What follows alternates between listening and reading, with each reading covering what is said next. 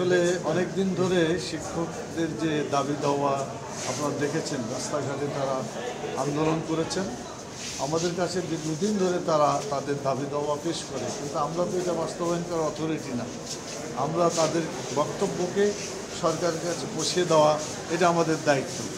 আমরা প্রেস ক্লাবের আমরা সাংবাদিক সম্মেলনের মাধ্যমে কথা বলেছি, জনসভা বা পথসভার মাধ্যমে কথাবার্তা বলেছি।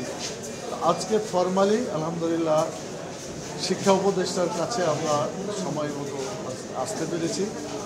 আর যে কারণে আসছি সেটা একটু আগেই আমাদের ডক্টর শফিকুল ইসলাম মাসুদ আপনাদের কাছে সুন্দরভাবে তুলে ধরেছেন। একাধিক কথা বলাটা আমরা খুব ঠিক মনে করি। আচ্ছা, আমি বলি। হ্যাঁ, প্রথম তো কথা হয়েছে যে শিক্ষা ব্যবস্থা টোটালটাই জাতীয়করণ করা উচিত। এটা আমাদের সকলের দাবি, দল মত সকলের একই কথা।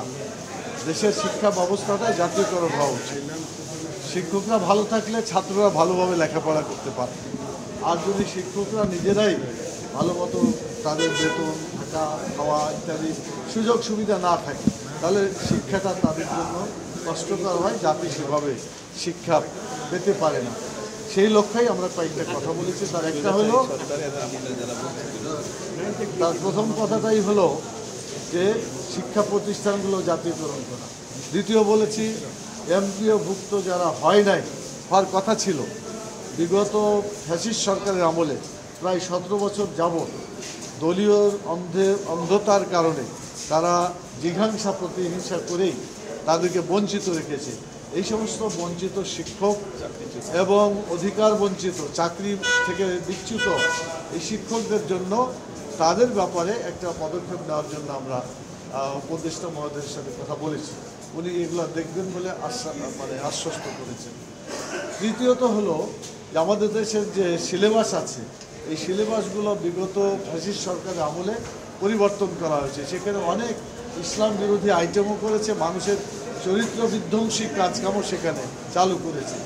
বিশেষ করে সমকামিতার মতো আপনারা জানেন যে শরীফা ইত্যাদি গল্পের মাধ্যমে কীভাবে একটা দেশের যুব ছাত্রদের চরিত্র নষ্ট করা যায় সেই কাজটা তারা করেছিল।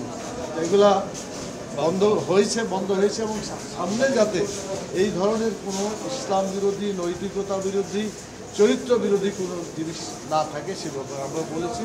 ওনারা একটা কমিটি করার জন্য প্রস্তাব দিয়েছি। সকল মহলের স্কুল, কলেজ, বিশ্ববিদ্যালয়, বিভিন্ন শিক্ষকদের সমন্বয়ে এবং মাদ্রাসার শিক্ষক যারা ইসলামী চিন্তাবিদ তাদের মাধ্যমে কমিটি করলে তাহলে দেশের 95% মানুষের তাদের চিন্তা চেতনতা প্রতিফলিত হবে। এই জন্য একটা কমিটি করে আগামী দিনে শিক্ষার যে সমস্ত বই পুস্তক নির্ণয় করা হবে সেটার ব্যাপারে আমরা দৃষ্টি আকর্ষণ করেছি।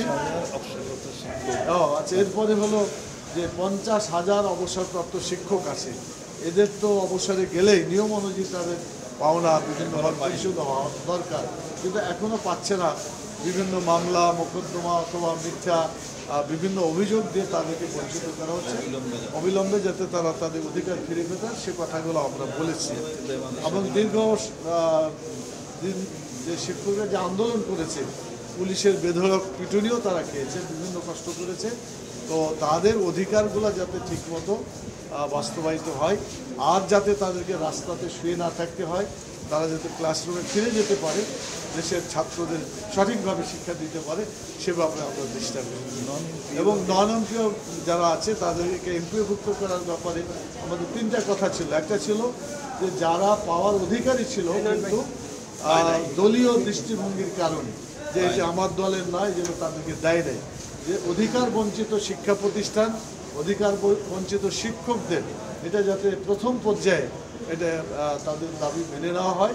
এরপরে যারা হয়তো শর্ত পূরণ করতে এখনও কিছু বাকি আছে, এই শর্ত পূরণগুলো করে তারা যাতে আবার এখানে তারা দরখাস্ত করে এবং তার মাধ্যমে আমরা গ্র্যাজুয়ালি করার জন্য দাবি করেছি। উনি এগুলো শুনেছেন এবং এগুলা প্রপার চ্যানেলে প্রধান উপদেষ্টার সাথে বসে আলোচনা করে এগুলো দেখতে দেওয়া আশা করি। আর ইবতেদায়ী মাদ্রাসার ব্যাপারেও কথা হয়েছে। সেখানে ইবতেদায়ী মাদ্রাসার শিক্ষক যারা তারা অন্যান্য শিক্ষা প্রতিষ্ঠানের মানে তুলনামূলকভাবে তাদের যাদেরকে ন্যায্য একটা অধিকার দেয়, মাদ্রাসা বলে বা ইবতেদায়ী শিক্ষা বলে তাদেরকে যাতে অধিকার বঞ্চিত না করে, একই সাথে সামনে বৈষম্যহীন একটা রাষ্ট্র প্রতিষ্ঠা করার জন্য বৈষম্যকে দূর করার এই চিন্তা আমরা বলেছি, তারা রাজি হয়েছেন। আমরা আশা করি এগুলো আপনারা দেখবেন। আমার মনে হয় আপনাদের সবাইকে ধন্যবাদ জানানো যায়। অনেক ধন্যবাদ আমাদের সাথে আপনারা সহযোগিতা করার জন্য। আসসালামু আলাইকুম ওয়া রাহমাতুল্লাহ।